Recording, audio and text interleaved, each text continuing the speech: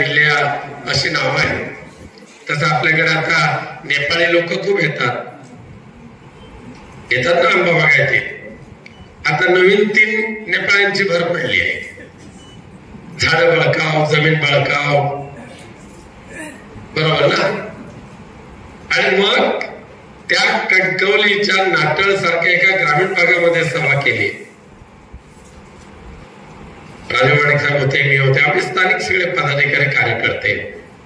पण रात्री 1:30 वाजता मला कॅनडा मधून एक फोन आला, जे आपले ह्या मतदारसंघामध्ये राहणारे आणि ते रत्नागिरी वासी आहे, देसाई नावाचं ग्रस्त.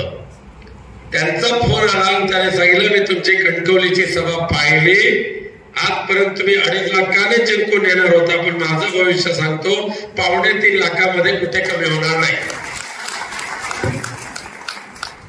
तो फोन ठेवतो न ठेवतो तेवढ्यात कॅलिफोर्निया मधून म्हापसेकर नावाचे एक वेंगुर्ल्याचे कार्यकर्ते, त्यांचा मेल वाचण्यात आला. साहेब, तुम्ही या भारत मातेच्या रक्षणासाठी उद्धवजींबरोबर जे प्रामाणिकपणे राहिलात आणि इंडिया आघाडीला बरोबर घेऊन भारत मातेच्या रक्षणासाठी पुढे झाला. माझी कॅलिफोर्निया मधून प्रचाराला येण्याची मनापासून इच्छा आहे, परंतु रजा मिळत नसल्यामुळे येऊ शकत नाही.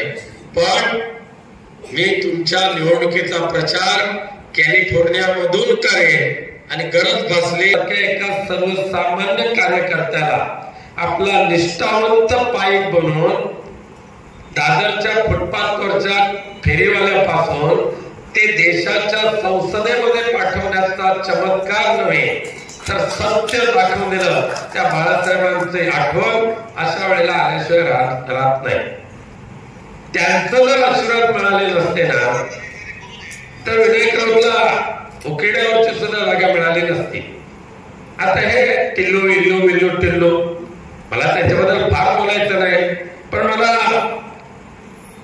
उदय सामंत साहेबांना जरा सांगावं लागेल, साहेब तुमचं आता दुकान बंद करण्याचं काम नारायण राणेंनी सुरू केलेलं आहे. आजपर्यंत आम्ही कधीही सामंत कुटुंबियांचा अवमान केलेला नाही, कधी अपमानकारक शब्द मी काढलेले नाही. आदरणीय अण्णा असतील, भैया असेल, उदय सामंत साहेब असतील, आम्ही नेहमी आदराने त्यांच्याशी बोलतो. राजकीय वळण तर आहे, परंतु एक रिस्पेक्ट, माणुसकी, संस्कार कोकणातले ह्याची तरी आठवण झाली पाहिजे. पण आजपर्यंत किरण सामंत कोण हा किरण सामंत असं तुम्ही आम्ही कधीतरी असं विचारलंय का? तर या बकासुराने विचारलं. नारायण राणेने या प्रेस मध्ये कोण किरण सामंत असे ज्या वेळेला अवमानकारक शब्द उच्चारले ना, त्याच वेळेला नारायण राणे साहेब तुमचं दात बुडालं म्हणजे बुडालं. कारण या सामंत कुटुंबियांनी एक आपला आदर जो निर्माण केला होता, राजकीय वैर असला तरी आम्ही त्यांच्याकडे आदराने पाहतो. आणि एक मग काल नारायण राणे आले इथे म्हणे रत्नागिरीचा मी विकास करणार 3 वर्षामध्ये, उद्योगांना. म्हणजे उदय सामंत उद्योग मंत्री आहे, परदेशामध्ये जाऊन रत्नागिरीमध्ये जरी नसले तरी देशामध्ये किंवा महाराष्ट्रामध्ये उद्योग आणायचं काम करतात. म्हणजे नारायण राणेंच्या या उद्गारामुळे उदय सामंत काही कामच करत नाही असं सिद्ध झालेलं आहे. आणि हे दिवे लावायला येणार आहे. सिंधुदुर्ग ओरबाडला, लुटला, 9 राजकीय हत्या केल्या, 9 थोडक्या नाही.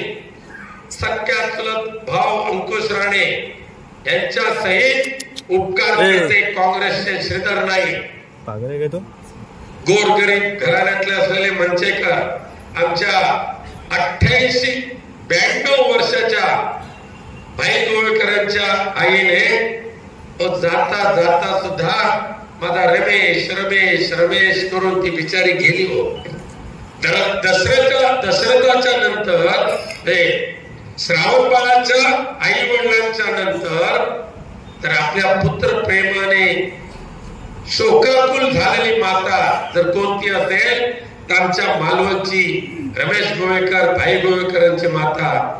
मागच्या निवडणुकीमध्ये रमेश गोवेकरला कुठे गायब केलं कळलंच नाही.